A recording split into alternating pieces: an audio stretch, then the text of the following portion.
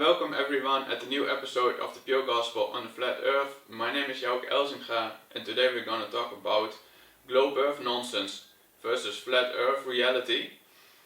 And I thought it is about time to do a video on flat earth again, because we've talked so much about COVID stuff and the pandemic that it's important to talk about an even bigger deception. And I think that a globe earth is one of the biggest deceptions out there, and to get rid of it helps us to understand the reality we live in and how the entire world is deceived, basically. And obviously we want people to get rid of deceptions which are meant to take them captive, and we want them to be freed. So we want people to be set free by the truth. Let's first then talk about how the devil works and the idea that is behind the globe earth. Well, the idea was to appeal to people's lower desires, the desires to exalt themselves and to become kind of gods. So we saw this also already in the book of Genesis, that the devil tells Eve that once she eats from the forbidden fruit, she will certainly not die, but she will become like God. And with the globe earth deception, we see something similar happening. We see that people are told that they can fly to the stars, that we can conquer outer space and inhabit exoplanets, all this kind of stuff basically. In the meanwhile, the Bible is discredited, and people who don't believe that humanistic, relativistic science are called old-fashioned and science deniers. They are basically being ridiculed, and they don't like innovation, technology and progress basically. That is basically the idea. Once you get people detached from the truth, you get them to embrace relativism, and then you can feed them whatever you want. And we see how this is also happening with propaganda, and that is exactly how the devil works. Alright, so look, here's the deal. They have been desensitizing us since we were born, and I'll give you some examples. Let's start with the big one. Let's start with words we hear all the time and never even think about. Let's start with the word entertainment. To entertain. What does that mean? To bind or hold. To bind or hold what? An audience's attention. Okay, now let's take the word Hollywood. Where does that come from? Well, Hollywood comes from the holly tree. And the ancient Druids back in the day used to take the holly tree, make wands to weave spells, cast spells, or channel spells. And when they needed help, they would consult the magi's or the mediums of the day to help channel their spells to the population. We'll cut to today. What do we have in our houses? We have these black boxes. What are they called? TVs. But if you stop and you say the word television, and when you turn on that television, what do you get? What's the first thing that pops up? A list of channels. And when you turn on those channels, what's on those channels? Programming. They are programming you. They've been programming your whole life. You don't even know it. They do it with your music. They do it with your TV. They do it with your movies. They do it with your games. They have been programming us and programming you since you were little, and you don't even know it because you don't even question it.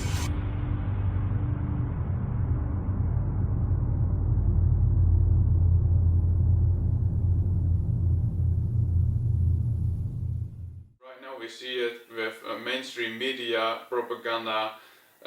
Back in the day, about 100 years ago, Edward Bernays appealed to women's desires to exalt themselves and to reach the same level as men. He told them that men were suppressing the women and that they should embrace torches of freedom. Bernays took his family's work in psychology and used it to help governments and corporations manipulate the minds of the public. Hired by the American Tobacco Company, Bernays manipulated women into buying more cigarettes by convincing them that smoking was a form of feminist liberation. During this propaganda campaign, he dubbed cigarettes torches of freedom. Thanks to Bernays and his family's twisted legacy, social engineering became big business. Modern psychology was used to exploit mankind's mental weaknesses, nurture the public's lower desires, and turn people into mindless consumers. We see how this programming actually works. But once people fall for this trap, then their mind will become poisoned, basically. And that is exactly what we see with the globe earth nonsense. Because since 2016, when what can be called the flat earth awakening came about, we saw all kind of videos appearing and visualizations which just display the nonsense of the globe earth. This is the way that the people will stay forevermore. Say what you may, but you can't help but stay in a real cool world. This is the place, any creed, any race, come breathe the air. Somewhere to run from the sound of the gun, 'cause it's peaceful there. And you will see, you'll be with me. Ha, ha, ha, ha. I found myself a real cool world. Ha, ha, ha, ha. So come and join me in my world. Yes, our perceptions and our viewpoints are being managed and controlled by the system we are born into. They don't care if you fall asleep, as long as you don't get up and leave the show. Because if you get up and leave the show, well, their control and their source of income dries up. So to prevent this, they put gatekeepers out to prevent you from leaving. The gatekeeper's job isn't to prevent you from coming in. You're born into the system. They simply don't want you to realize what's going on outside, and you get up and leave. For example, this person, you see the horizon is behind those mountains. It's always at eye level. So these cliffs and these rock outcrops are higher than the horizon. This is how we see. So if we see an image of like this, the horizon is beyond that ridge. It's far in the distance. No matter how high we elevate our position or how low we elevate our position. So the horizon is always at your eye level. On my left, I have a flat plane with a grid. The grid is casting a shadow on that flat plane. On my right, I have a ball, and the grid is casting a shadow on that ball. Now, if you had to raise your position straight up, vertical, the horizon would stay in its place, and you would see more of the horizon, and the horizon would exponentially drop from you faster and faster. Right, and we don't see this. So recently this has been attacked, and we have gatekeepers trying to convince us differently.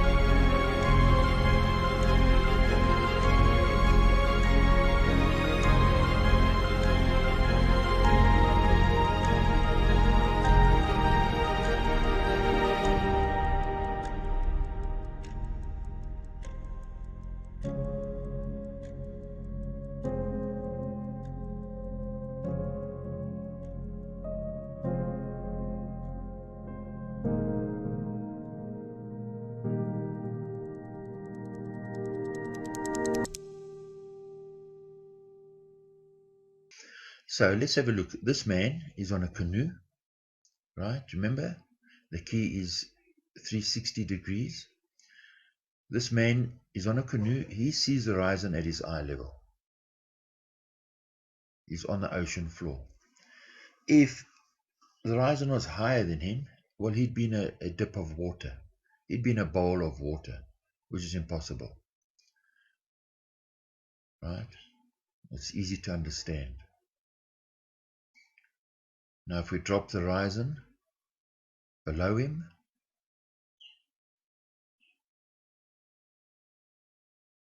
there, that's what he would see. Do you understand? He'd be above the clouds. He'd be looking at the top of the clouds in the horizon. So if we look at the top, if there was a curve in the horizon, the buildings would exponentially drop off and they would distort, fall over and foreshorten quite quickly and progressively towards the horizon line. Now, on the bottom, this is what we see. Linear perspective in the buildings. Now the angles don't change and people don't get this, so watch. See, all the buildings are upright. Now those angles are measurable in linear perspective. They don't change.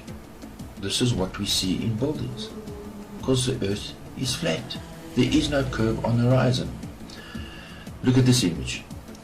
You see, if you had an image, if you were taking a photograph of the Statue of Liberty, you see, the further back you moved away from the statue, the more it would drop down and distort. And the higher that image is, the more it would distort. That's important to remember. What we see though is this. Linear perspective. All the buildings in the background don't drop down. Now watch this image.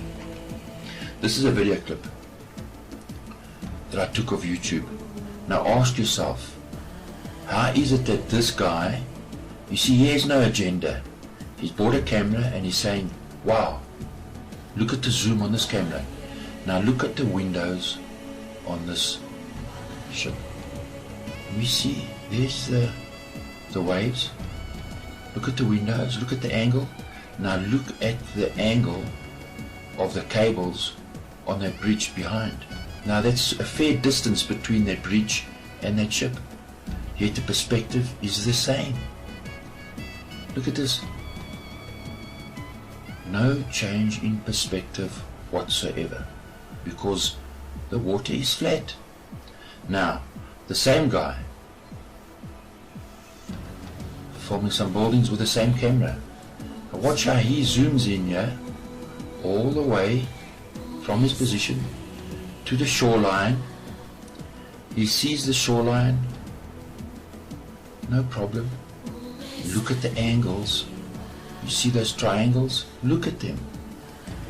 Look at the cars in the background. They're not falling over. Everything is vertical. How is it that this guy, look at the buildings. Now look at the buildings on the left. They are closer. Same perspective. How is it that this guy can do this? It's because he doesn't have an agenda. He's looking at the camera and he's saying, wow, look at the zoom. And the zoom proves that the earth is flat. It is what it is. Here's a different guy. Look at that building in the background. You see it's completely vertical and you can see the shoreline. And now he zooms back. And this guy, he's not interested in anything. He doesn't know the issue between the ball earth and the flat earth. He's just gone out, taken his camera and said, wow, it's quite an amazing zoom. While the entire Earth may not be flat, vast expanses ranging hundreds of miles, from the Great Plains of America to the salt flats of Bolivia, do not vary in elevation more than a few inches or a few feet over their entirety. For example, the Pampas of South America form a bare horizontal surface of nearly 1,000 miles from the Andes to the Atlantic. The Llanos of the Orinoco form a plain of grass larger than the entire country of France, 250,000 square miles as flat as the surface of the sea. The area between the Carpathian and Ural Mountains also exhibits nearly a perfectly dead level, scarcely rising at all over its 1,500 miles. In a 2003 experiment done by university geography professors using topographical geodetic surveys, found that the state of Kansas in America was actually flatter than a pancake. Measuring with a confocal laser microscope, the flatness ratio of a pancake figured to 0.957, whereas the entire state of Kansas, covering 80,000 square miles, was determined to have an incredible flatness ratio of only 0.9997, making it literally flatter than a pancake. The Bolivian salt flats cover an area of 3,900 square miles, so flat that after rainfall, a thin layer of dead, calm water transforms it into the world's largest mirror, perfectly reflecting the sky over its entire expanse.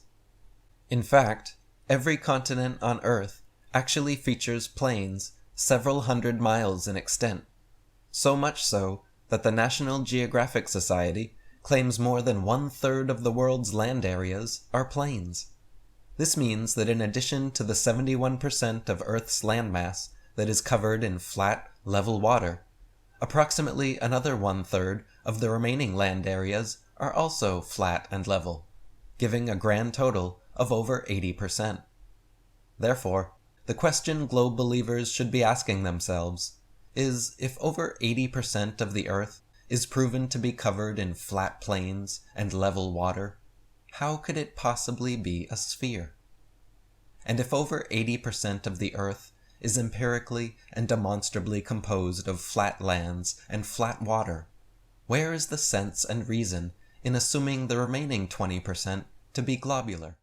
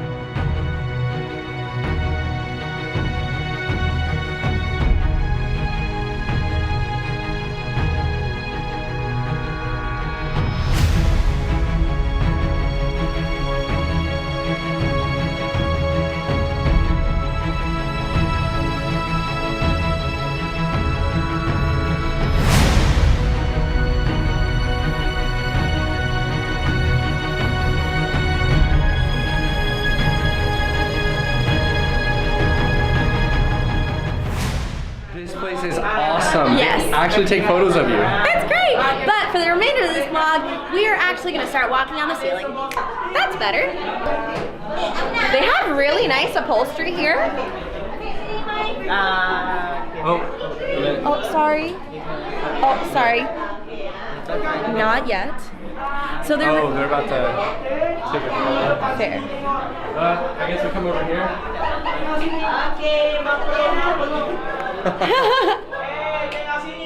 So because they take pictures of you here, they actually don't let you go into the next room until they're done taking pictures of the people before you, which is awesome. Totally worth the money to have like a photographer telling you exactly how to take like the pictures that look the best and the most real. Ready?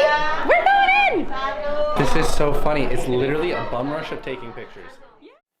So people have to get rid of the sense experience, perspective, logic basically, to embrace the globe Earth with its relativistic ideas.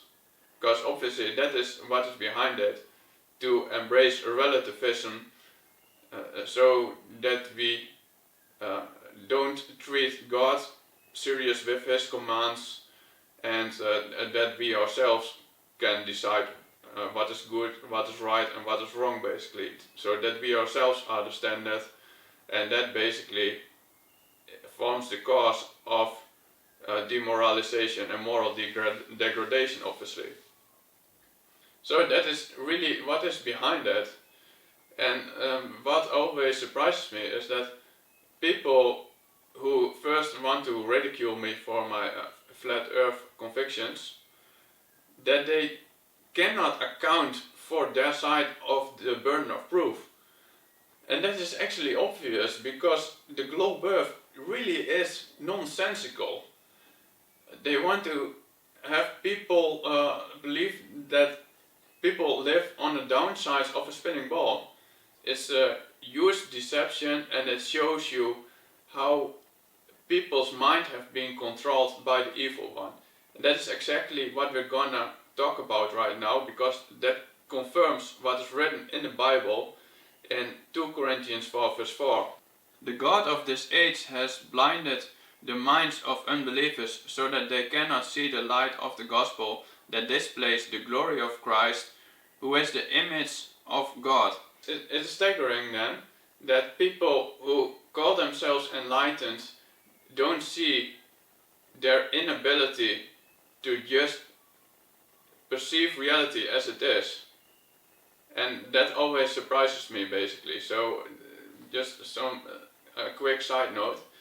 Also, I want to talk about how the devil not only corrupts the minds but also the consciences of people. So it's very dangerous to give in to his deceptions, because once people do this, and obviously most people do this because they want to give in to their low desires, then their minds will get taken captive, and also their consciences. This is what we're going to read in Titus 1 verse 15.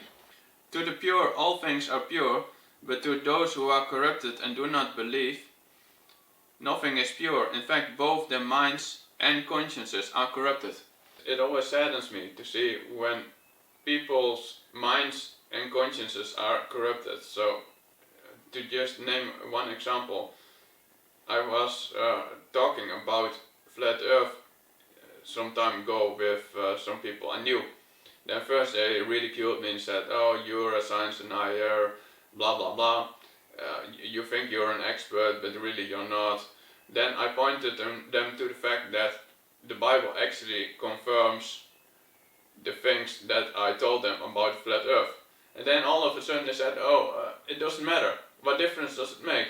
So first you think you have the right to ridicule someone without having done your own research.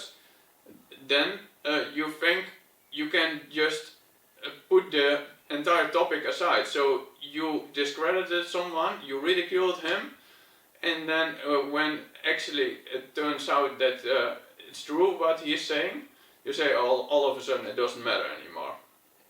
So you see there also the effect of the devil that he has on the consciences of people, because really this is not normal, this is obviously not good. So you see the corrupt effect of the devil, basically. What I want to talk about right now is about vain philosophy, empty deceit, and about science falsely so called, because obviously globe earth nonsense falls in these kind of categories. And the first verse I want to deal with is from Timothy, 1 Timothy 6 verse 20 and 21. Timothy, guard what has been entrusted to your care, turn away from godless chatter and opposing ideas of what is falsely called knowledge. In the King James Version it is called science falsely so called. Well, obviously it's the same thing, but many people want to say that globe earth science is real science, but it really is just science fiction, which also we talked about in another video. So let's guard ourselves also from empty deceit and vain philosophy, which is basically falling into the same category. We are warned not to give into that in Colossians 2 verse 8. See to it that no one takes you captive through hollow and deceptive philosophy, which depends on human tradition and the elemental spiritual forces of this world rather than on Christ. So this ties into what we discussed in another verse about the devil basically taking the minds captive and also corrupting basically the minds and the consciences of people who listen to his deceit. So we encourage everyone not to do this and to expose it rather, and to strive to enter through the narrow gate, not to be worldly, not to be oriented at worldly desires, but at the restoration of all things, have our hearts also restored. Obviously it starts with that, because God and Christ, they want everything to be restored, which also involves the reconciliation of ourselves with God via the Messiah, the man Christ Yeshua. So we urge everyone to follow him and listen to Christ and to strive to enter through the narrow gate, which will lead to the kingdom of God. So there you have it for today. Thank you all for watching. We hope to see you in another episode of the Pure Gospel on the Flat Earth.